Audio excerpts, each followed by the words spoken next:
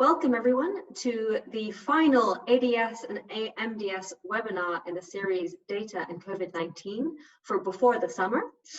We're very excited to have Christine and Andrea talking about teaching data science online during the crisis. We are also very thankful to our sponsors, Google and Elsevier, for helping us to establish this excellent webinar series. And we are certainly going to be continuing this webinar series after the summer. So please do keep an eye out on our meetup page. And yes, I'll hand you over to Marc Salomon to give you a bit more of an introduction.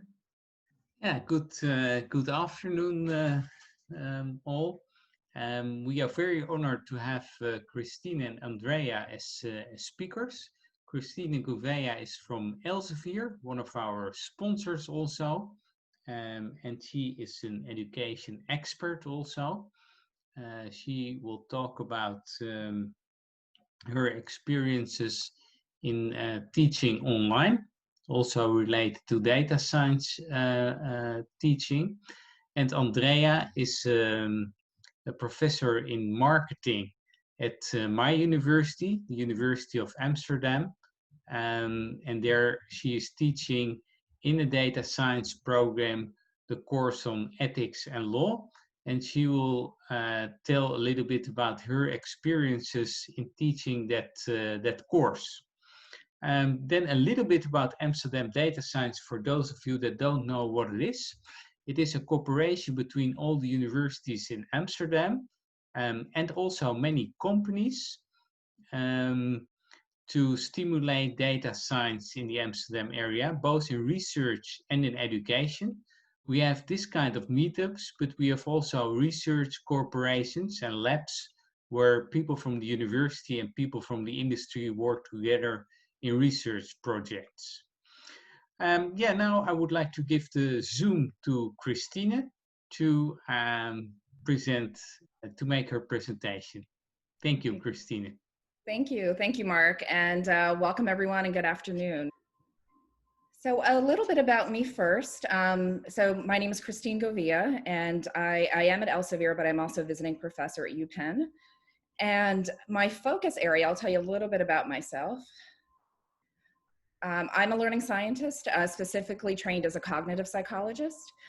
And my background really has been focused on translating academic research in learning sciences, so cognitive psychology, education, and translating that into product development, and more broadly into educational practice. My focus has really been around social emotional learning and looking at decision-making and looking at how decision-making is informed by emotions, intuitions, and rational reasoning. And I am happy to work with data scientists really every day in my work and looking at modeling affect and modeling some of that decision making. So I do work closely with data scientists. I have been recently also a professor for about 8 years at Cornell, and before I came to Elsevier was in a same role, learning sciences, or in a similar role at McGraw-Hill Education, but focused on K-12 education. So my work is pretty broadly spanned pre-K all the way to higher education.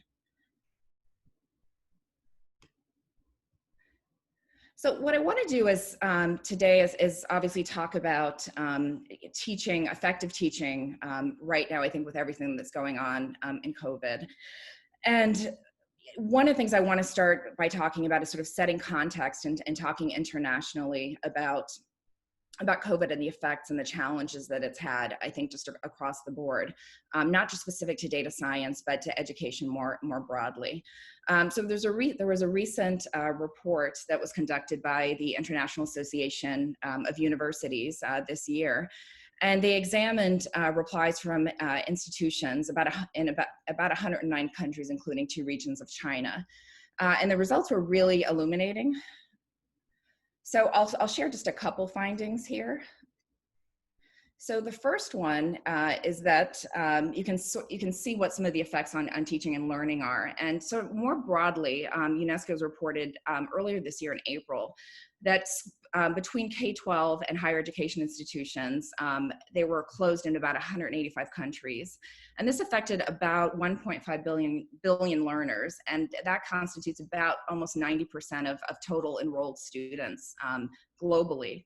And so what we're seeing here, and this is really interesting, is that we're seeing that based upon some of the findings in terms of how COVID has affected teaching and learning, about 2/3 have reported that classroom teaching has been replaced by distance teaching and learning.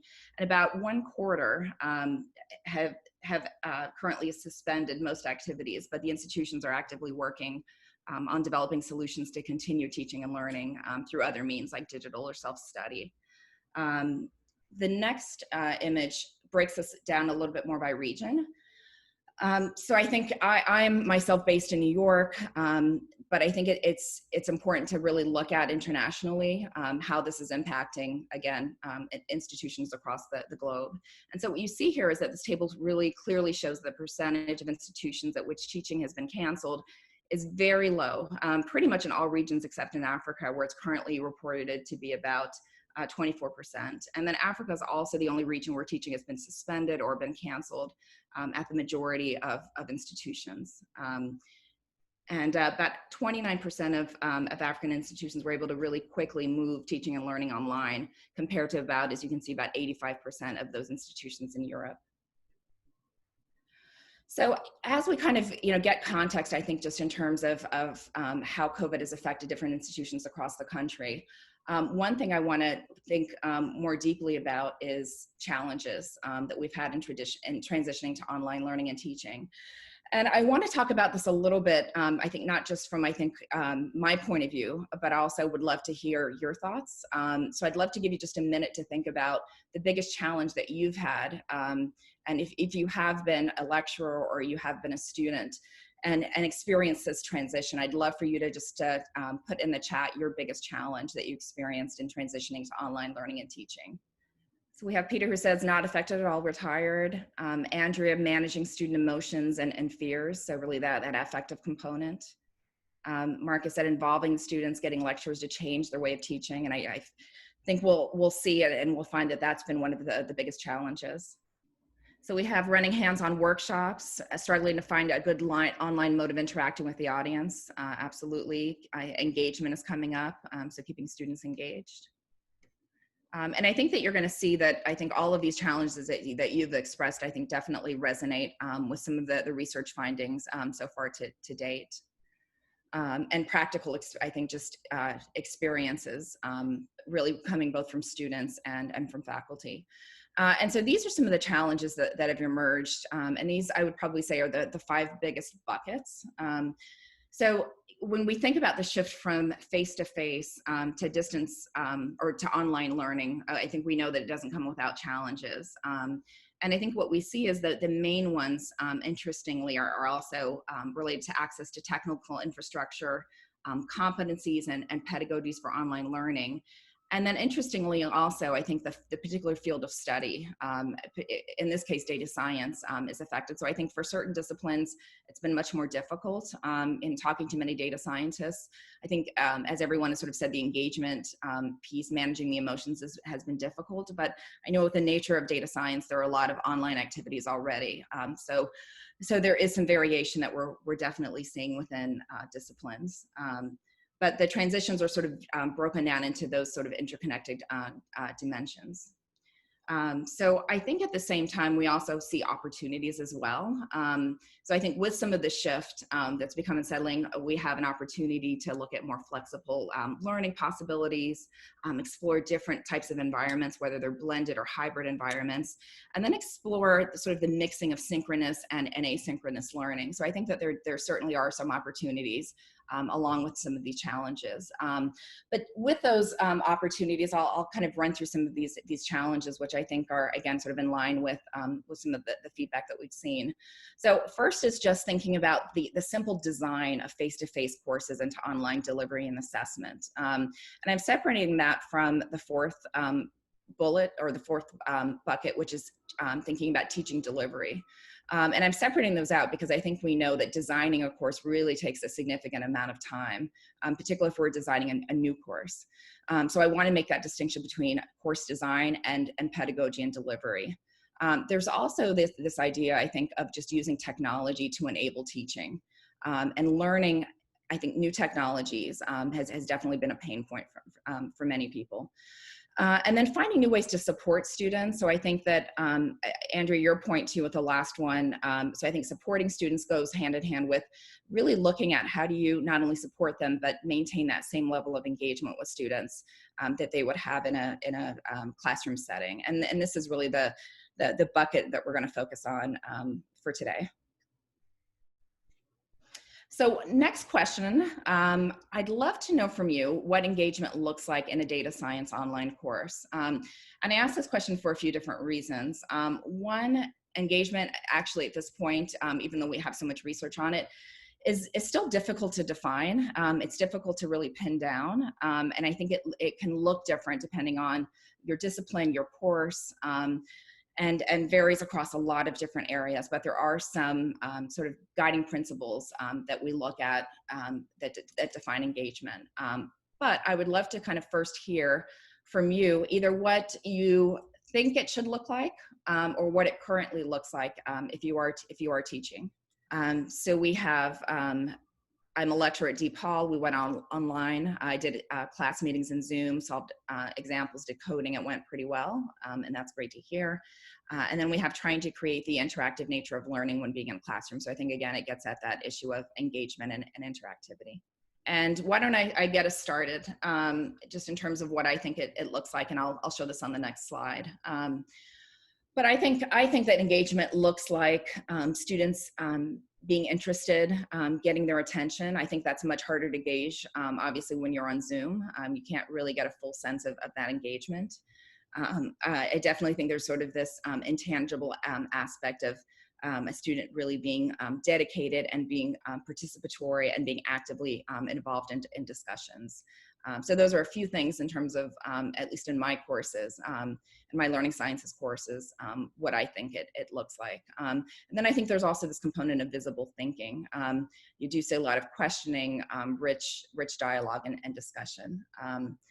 So that's my 2 cents, but I would love to hear what everyone else thinks. So Marc said, you're thinking that if students actively participate in the lecture, but maybe they should, think more and better about this. Totally agree. So I'll answer this question first from the learner's perspective. So I talked a little bit about the way that the research has defined it has really been around motivation, engagement, looking at amount of effort and interest. But really from the learner's perspective, some of the questions that they're asking themselves has been, how do I feel? Am I really engaged? Am I interested? Am I finding this to be relevant or important? And it's something that I can actually do. And a broader definition of student engagement, again, as I mentioned, student engagement really has been defined variously by different researchers and theorists. But there is consistency around some key ideas and themes, which you're seeing here in these categories. And so there has been some consensus across different researchers. The student engagement is actually this multidimensional construct with these 4 different elements: social, cognitive, behavioral, and affective. And then student engagement is also considered to really be an important aspect of learning because it influences many different areas. So the so what about this, why should we care about engagement, is because it impacts students' retention. It definitely impacts their learning and their ultimate performance. It impacts how they retain information. And then ultimately, not just retention, but whether they graduate. So we've seen correlations between engagement and all of these other factors. And a little bit about each of these categories. So behavioral engagement, it really involves this idea of participation. And it's something that's observable most of the time. So it includes students completing an assignment, attending classes. The emotional engagement piece is a little harder to pin down, but it can really be tied to how students are feeling towards the work that they're doing, towards instructors, towards the course, their overall attitudes to learning. Whereas the cognitive engagement also involves some attitudes of learning, but it takes that emotion out. So we're really looking at the task-specific thinking that a student is using that underlies a particular activity that they're working on. So in my work, I look at these not being entirely mutually exclusive. The cognitive and affect really go hand in hand, and they're deeply intertwined, which is why, you know, the attitudes I've put under affect, but also affect the cognitive aspects as well. And again, I think, you know, some of these you can see are much more observable, and then the others are much more internal, which is why it's really, I think, difficult to describe what it actually means and what it looks like.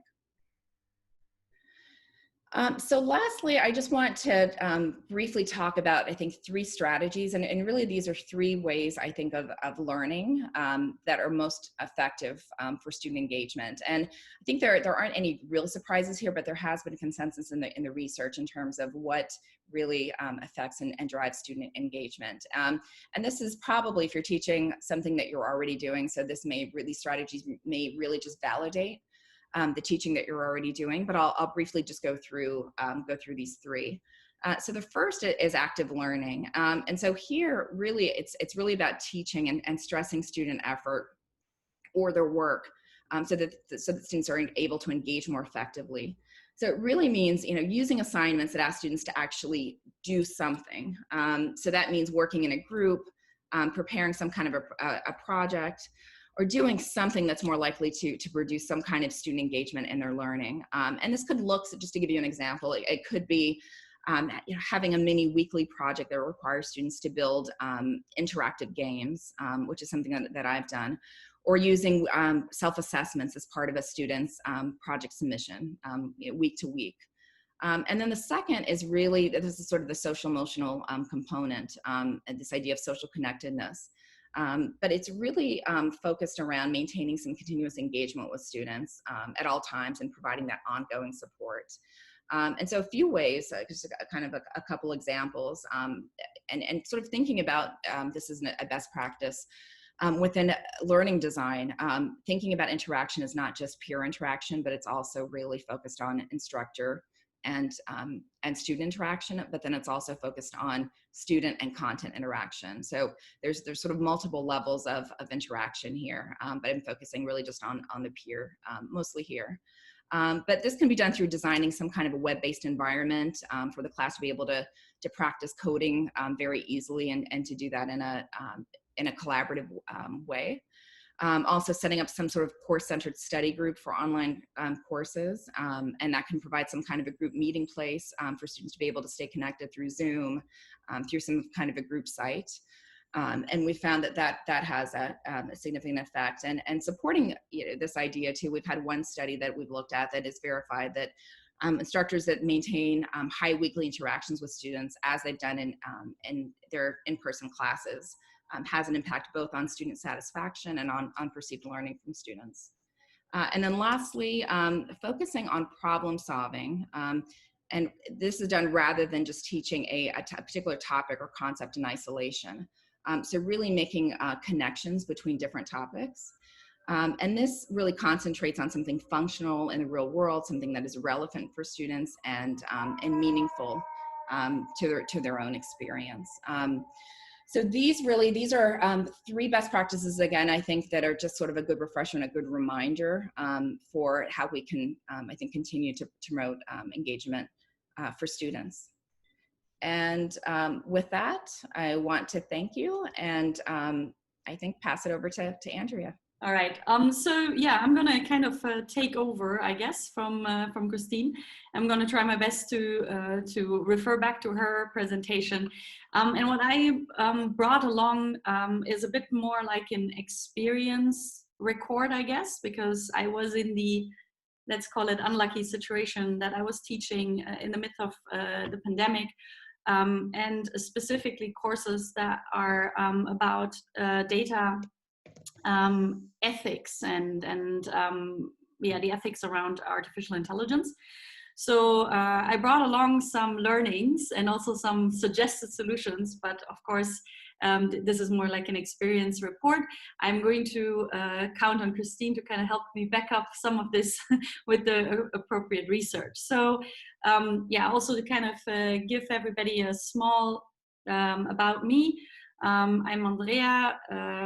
As Marc already said in the introduction, I'm a professor here at the Amsterdam Business School, University of Amsterdam.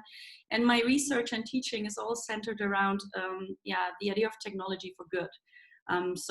Technology for social impact. And I look, amongst other things, at AI acceptance and ethics, technological human enhancement, so cyborgism.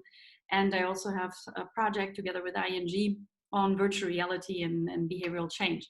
So because of that interest in research, that kind of also, of course, affects the areas that I'm teaching in.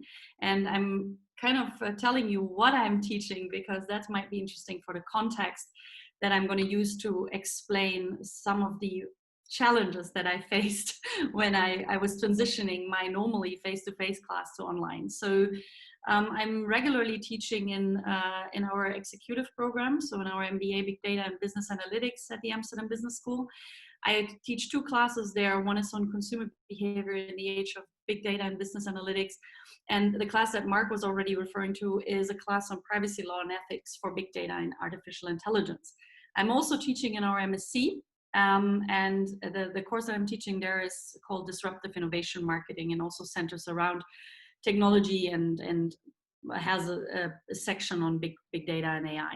Now, normally, I am a full-time face-to-face teacher, and I use, I do believe, relatively engaging methods in class that range from guided discussions all the way to field trips, all the way to role play. So I'm using didactic instruments that I do believe are highly helpful in a face-to-face setting. But of course, as many of you, or as many of the academic world, in March, I had to transition to online. And the way I taught my classes, and again, that's more for background information, was I went for a fully online solution. I had asynchronic pre-recorded lecture slides, but I met students for live Zoom sessions for Q&A for each of the lectures. And then I had live Zoom sessions in a seminar type of setting, which is mostly focused on a more hands-on, practical, and face-to-face, or well, discussion-oriented teaching style. We are also now going to experiment with somewhat hybrid solutions. So some of what I say, I think is also applying to those of you who will transition to a hybrid solution between online and face-to-face.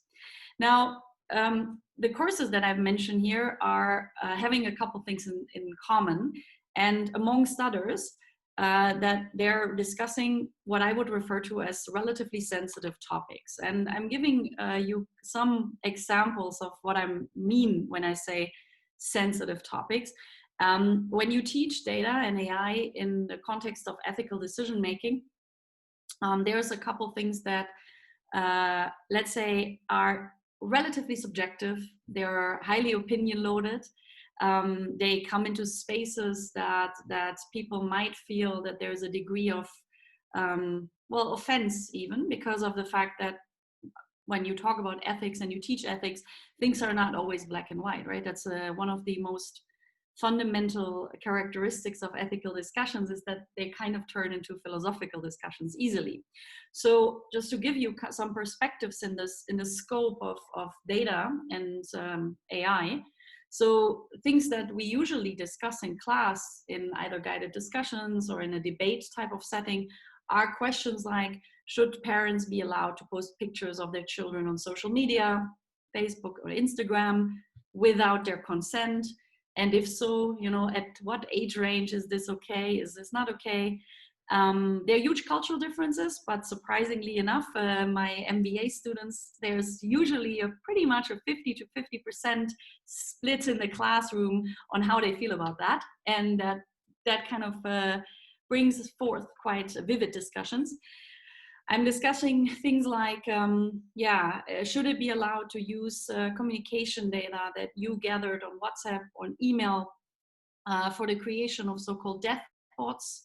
So if someone in your circle unfortunately deceases, there are services out there that offer to use previous chat communication data and to kind of recreate a chatbot that makes you feel like you're still able to talk to the person after their death.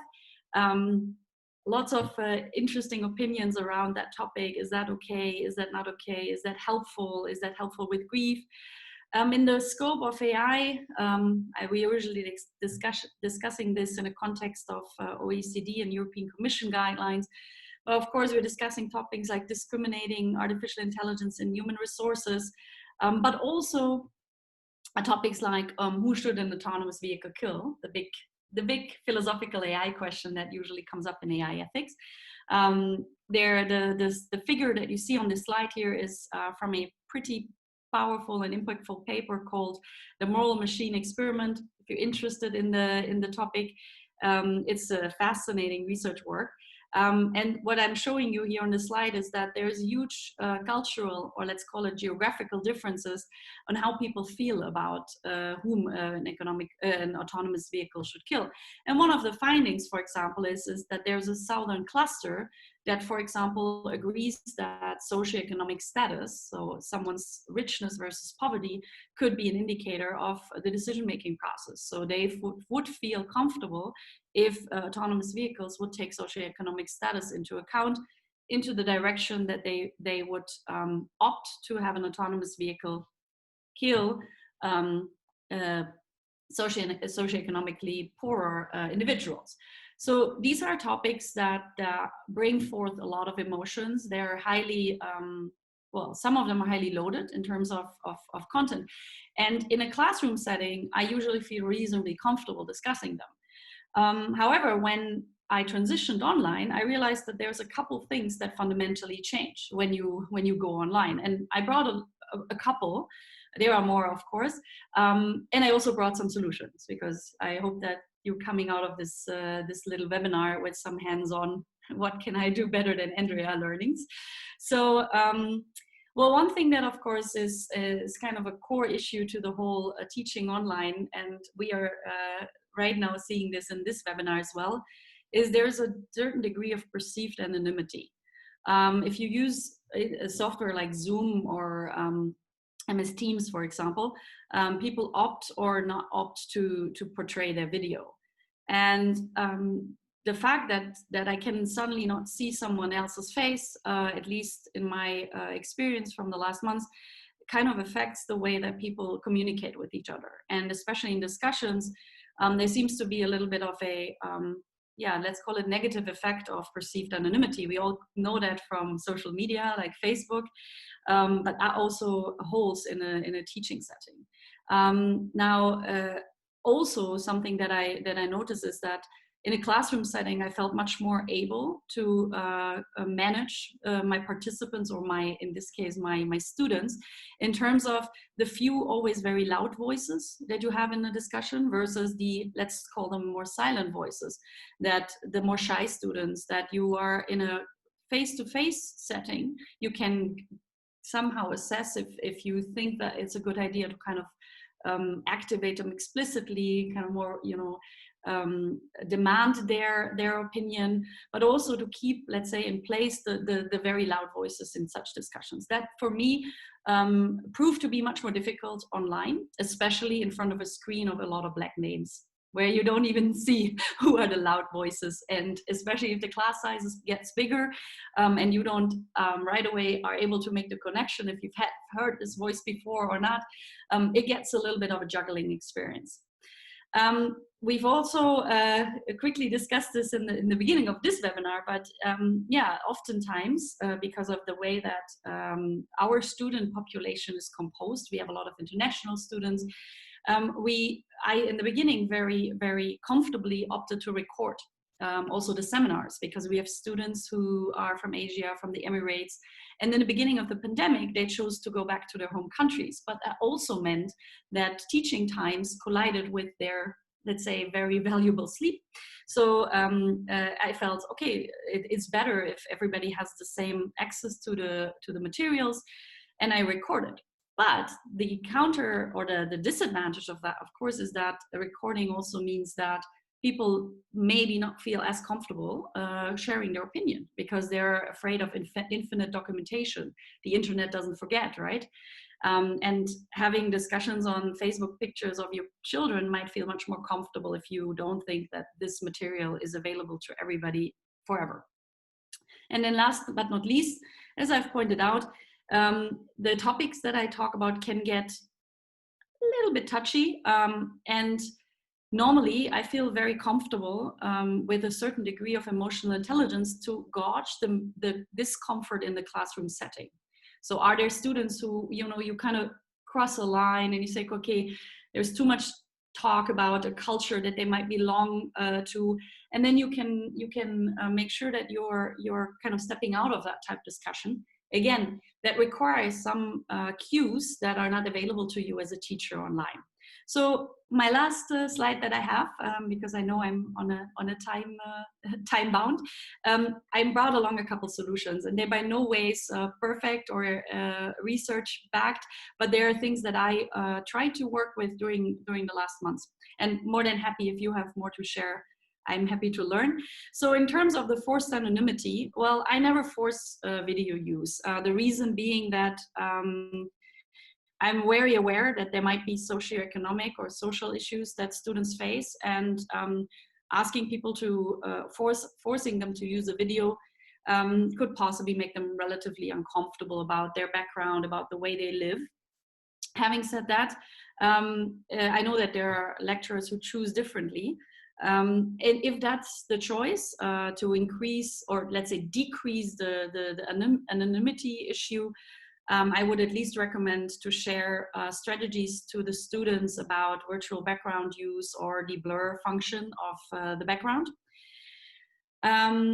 Again, I'm careful with too strongly encouraging the use of video for that particular reason, and actually even opted to help people with an excuse. So I say, well, if someone, you know, doesn't have the best day socially because there's a lot of emotions going on during this pandemic, feel free to leave the video off.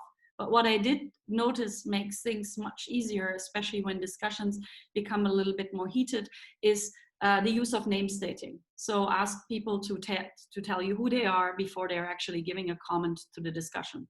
It increases it decreases the perceived anonymity by not forcing them to turn on the video, which might come with some unintended extra situation.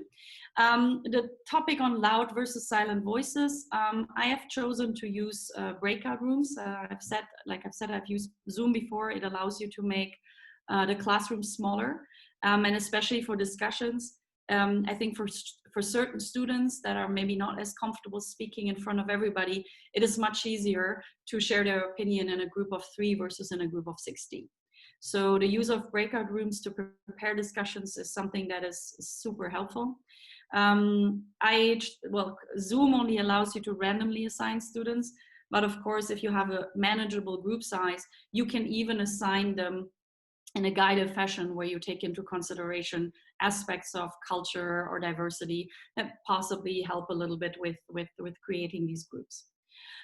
Similar to what Christine said, if you want to make sure that you give everybody a chance without them having to speak up in front of 60 classmates, you might choose to do poll or survey work. I use Kahoot in my lectures, but there's of course other software available. I do think that it is important to keep an eye on the fact that some students are not as comfortable in an online, in a large group setting as they might have been in a classroom. So that is something that I think, while not forcing, these strategies can really help to have people heard. And similar to what I do face-to-face, I also try to keep the loud voices in check, sometimes by explicitly asking them to change perspective and kind of use a debate club approach where people are assigned to an opinion and have to debate for an opinion that might not be theirs. For the recording, of course, the obvious, always ask for consent. I've noticed that might not be enough. Interestingly enough, some of our students are not as respectful to these rules. So you need to also be very clear and communicate that. If I don't record, nobody else records, and this is something that will have consequences if it's not followed. I use recordings very deliberately. In the beginning, I was a bit oblivious to that, and I just recorded the whole thing. But over time, I realized that it can be very helpful to turn off the recording while there are discussions. People might not feel comfortable, so you just inform them, like, this is a discussion part, so I want people to be able to express themselves, you know, openly, freely. I'm stopping the recording, and we can pick it back up at another point in time. I don't allow recording during breakout rooms. As I said, I think there are a good way to create smaller spaces of safety for students. And I always opt to stream versus allowing students to download my materials. Now, of course, that's not perfect, and there are tweaks that can be used to get around that, but at least it makes it a little bit more difficult. When it comes to managing discomfort in the classroom with regard to topics, I use well, let's say a bit of a workaround. I allow students after each lecture, but also in my syllabus, I have a anonymous discomfort reporting form where I encourage students to tell me if there was anything in the classroom and or in the discussions that made them feel uncomfortable, apologizing that I cannot always manage everything perfectly, but making sure that at least this gives me the information I need to improve and also possibly manage better how the discussions look in the future. Yeah, and last but not least, I do actually I haven't done this yet, but I will do this in my next round, which is going to happen in fall. I'm going to actually communicate the risks that I've experienced about these online discussions up front.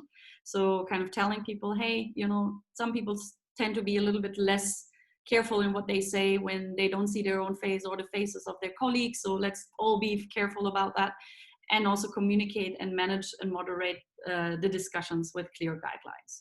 Yeah, these are a couple things that I wanted to share with you on this topic. I'm happy to answer any questions, and I think we're opening up back to both Christine and I if there's anything else that you would like to discuss. Yeah, thank you very much, Andrea. Very nice and good presentation. I have also a question, the first question, and hopefully other people will also have questions later on. It's now the time. If we can return to classroom, to physical class, what are the things that you would keep from this time? So what have you learned from this time, and what will you definitely keep in your way of lecturing? Yeah, I think I'll start, Christine, if that's okay. I guess. Yeah. Well, there is a couple of things that I actually think. I'm not so sure that I would like to keep them because they come with a little bit of extra work, but I know that the students would like to keep them. So the availability of having pre-recorded lecture slides is a huge advantage for students. So usually when you're in a face-to-face class and you kind of rely on the notes of your classmates. I do think that students were very happy with the fact that they could re-watch lectures or also consume them at their own time. Especially before the exams. I also think that online examination is something that I would keep. It reduces stress on students, and overall, I had very good experiences with proctoring and online examination, and so did the students. So I think that these large-scale, rent a building somewhere in Amsterdam, face-to-face exams do not always have to happen. I personally, but that might also be my personality, I kind of like to connect to my students. So if I had to make a choice, even if there is advantages of the online environment, I would like to ideally go back to more face-to-face though. Yeah. And Christine, what would you are probably always teaching already online. I don't know that, but what would you keep in your classes? What did you learn from this time? Yeah, so I think that going back to, I think, Andrea's point, I think one thing that I've learned about is the component of psychological and psychological safety and how important that is, I think, for engagement. And I think that's kind of one of my biggest takeaways too, is that students feel much more comfortable to engage with each other and to interact and to participate if you maintain that sense of psychological safety. And I've tried the same methods I think that you have, and Andrea, and it's you know, it's worked really well. So that's, I think, kind of the top thing on my mind. Yeah, and probably, Christina, I have one more question for you. Sure. And one of our concerns is, of course, and Christina and Andrea, probably both, one of our concerns is, of course, engagement, and you were both talking about them. But the other one is, if you teach online, how to still create a community and kind of the networking and the social aspects of learning, because learning is also something social that you do in groups and in teams, and it's also a learning thing to learn to work with other people in teams. And especially in data science, it's not something that you do alone. Data science is that you do that in teams. What kind of recommendations do you have? And I will start probably here with Christina and then ask Andrea. What kind of recommendations do you have about that? Because we at the university are a bit struggling around that, how to create that, especially because we have now a group of students that have never met with each other. The people that are starting. What do you think about that? Have you some advices on how we could still create a community or team or network there? Yeah, absolutely. And I think that that's, you know, that's another thing that I think I would keep. But I think that, so there's a couple of things I think I've mentioned before, but I think that the environment naturally changes, but I don't think that the level of engagement has to. I mean, I know that there are some challenges around it, but I would provide, I think, number one, something that I've done that I've actually struggled a little bit with, that Andrea's mentioned, is doing the breakout room. So, you know, one of the things I talked about is how really having a rich dialogue within the class, both synchronously and asynchronously, is how I've tried to do it. So, you know, still having group assignments, which I know that is done in data science already, and having that be ongoing, but then also facilitating those group discussions in class as well. We've had a lot of technical glitches in doing that, but we've tried to do, I think, you know, as best as we can. I think the other thing is just around for us, because we're talking about education, is just relevancy for their own experiences. So I think bringing in, you know, I teach a learning sciences course, which really focused on foundations of education and psychology. So really bringing in their own personal experiences and sharing that with each other, I think also really creates a sense of community and getting to know each other. And I try to do that, I think, from the very, very beginning. And I try to I think, have that sharing from day one, and getting them to know each other, and then building that sense of sort of psychological safety as much as possible, you know, again, in the very, very beginning, and clarifying, I think, expectations around that. So I think it's both sort of behaviors. I think as Andrea, you mentioned, right? So turning the recordings off when they're in breakout rooms. So I think it's the behaviors, but also reinforcing it through some of the group work. Yeah. Andrea, would you like to add something? Yeah, well, I'm going to respond to that question both from a perspective of the student, because I also learn online, so I can, I guess, give that perspective, but also from a lecturer. So one of the things that I would say, I'll start with what doesn't work for me, and also I think what mostly doesn't work for the students. I think it's not as easy as to recreate community building activities in an online world. Personally, and I mean, again, this is a personal opinion, virtual lunch, virtual coffee, virtual borrel, which are after work drinks, not a great idea. I don't think I had the best communal feeling with that. And most of the time it ends up having 30 people in front of a camera with an awkward wine glass in their hand and thinking, what am I doing? It's just not the same.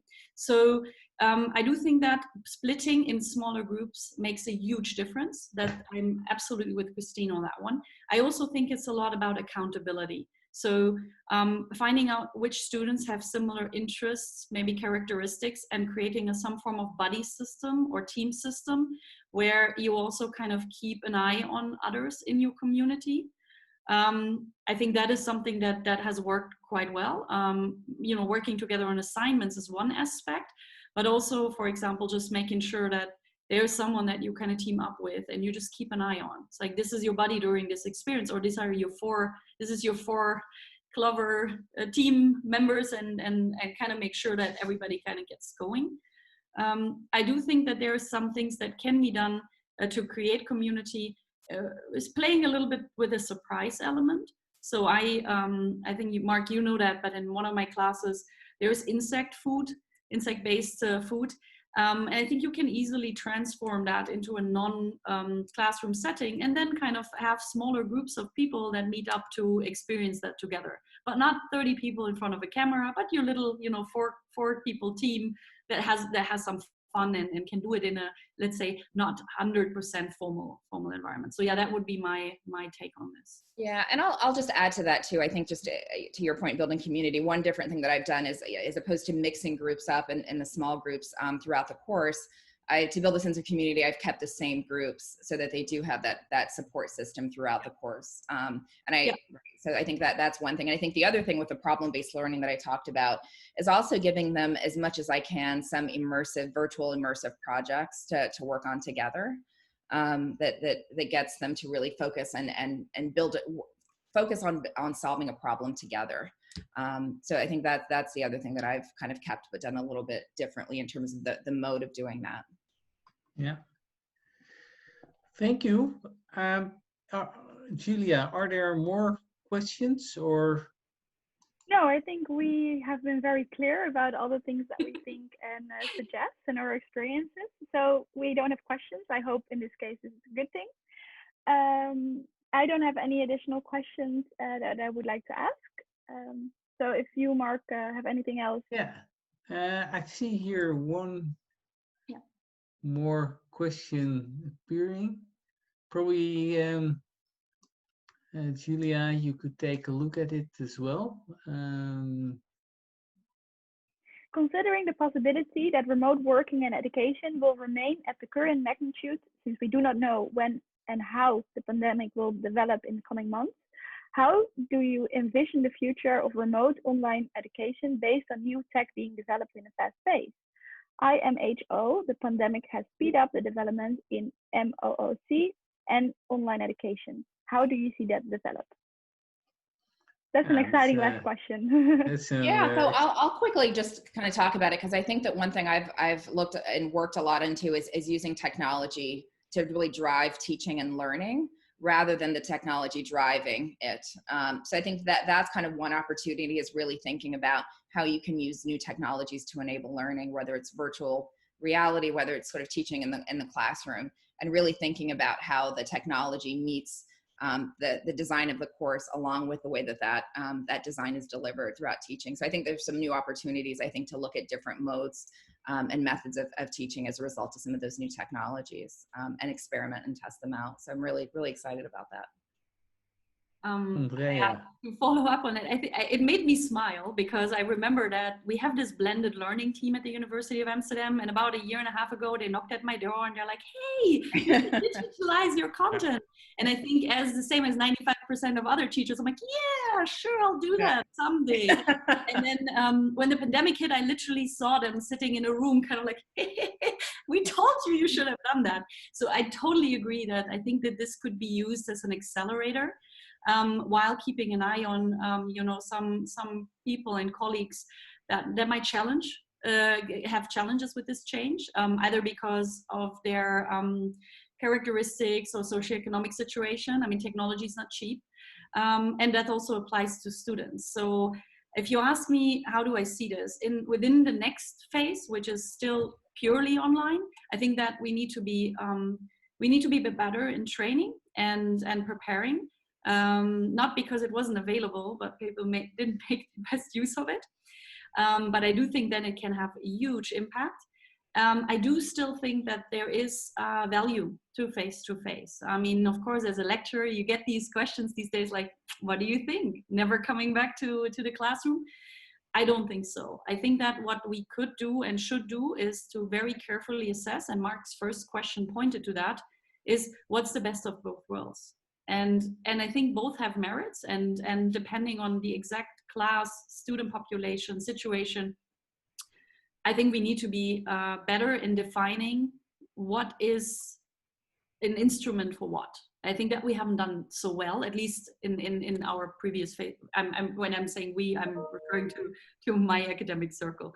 But yeah, I do think that there's a lot of interesting stuff. I talked about virtual reality for a brief moment, but that would be another example for learning. I'm thinking about holographic images. I'm thinking about avatar creation. These are really cool things. I think that we haven't made full use of in learning yet. But we need to keep an eye on accessibility, I think. Yeah, and I'll add to that. I think so. I think keeping an eye on accessibility, I think on equity for learning as we go forward. And then I think lastly, I mean, I see so many research opportunities too. I mean, my focus is really looking on effectiveness of educational tools and technologies. So I think there's a real opportunity also to, you know, again, to really look at how these technologies work and how they actually improve student outcomes and engagement, et cetera. Yeah, thank you. There's one more question, Julia. Yeah, that is also a very good question, I think. Probably we should try to keep the answers a little bit short because I want to end really according to the time. Who wants to give it a try, this question? I will read it out loud for the recording. Yeah. I have one more question if you don't mind. What would you like to see changed in the education system to make it the system ready for the next generation decade?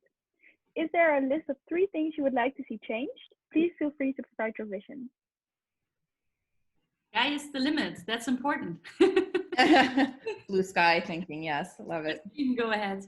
Oh no, I was going to ask you to go ahead. Okay. I'm still thinking. Okay. I don't know if I can come up with 3, but I think my first one, if you ask me, what would I like to see changed? I do think that in traditional academic institution, the value of teaching is not always the most important. There's differences between institutions, of course, but we are in a dual role as academics. Mostly we focus on research and teaching. And I think if you ask me one thing that needs to change to bring this, sky is the limits approach is we need to be better able to assess performance. Use of technologies could be one element, but there are so many more. And the second thing is that I think in general, we need to just understand our role as educators a bit differently. So in teaching, I still have students who kind of, go out and say, well, I've learned a lot, but I don't know what I've learned for my life. That's not ideal. And I think that if you ask me like what needs to change, maybe the focus of our education system to an extent.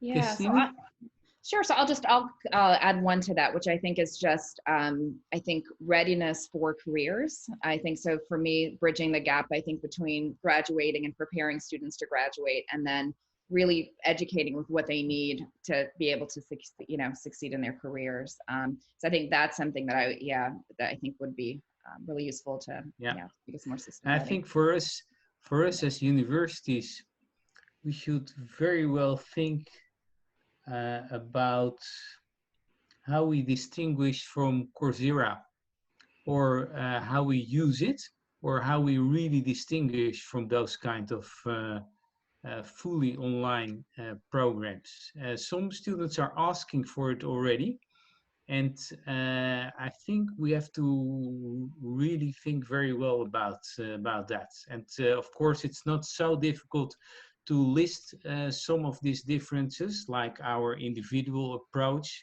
bringing people together. But I think we have to really think well about this. And maybe not just distinguish, right? I think this is a very also use it.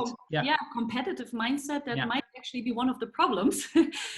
Because there's amazing material on there, and I have no problem whatsoever. If my students get this amazing class by a professor at MIT, go right ahead. But I do think I totally agree. Yeah, we have different stakeholders, and we have we need to build network with companies, with community, with the city, with faculty, and I think that is something that we can add to just providing online lectures in that sense. So yeah, sorry. Yeah, and then I will add truly one last thing. So I think that I mean, I work a lot on partnerships. So I think absolutely, I think the partnerships between, for me, the 3 partnerships would be, I think, between industry researchers, between educators. I think it's, you know, is paramount. But I'll also add, I think the other thing that I'd like to see changed is I think there is this sort of this rapid pace and acceleration of technology. But I think a lot of the practical needs, many times, of educators, there's a sort of a gap there. So I think, you know, filling that gap is something else that that I'd like to see in the education system. Yeah, I think that'll be important. So. This is exactly in time. Thank you for this, for these very interesting presentations. Also, the very nice discussion. I would also like to thank the person that asked the last 2 questions. It's really very good questions. And I hope to see you back in the next seminars of our series after the holiday breaks. Have a nice holiday. Bye-bye.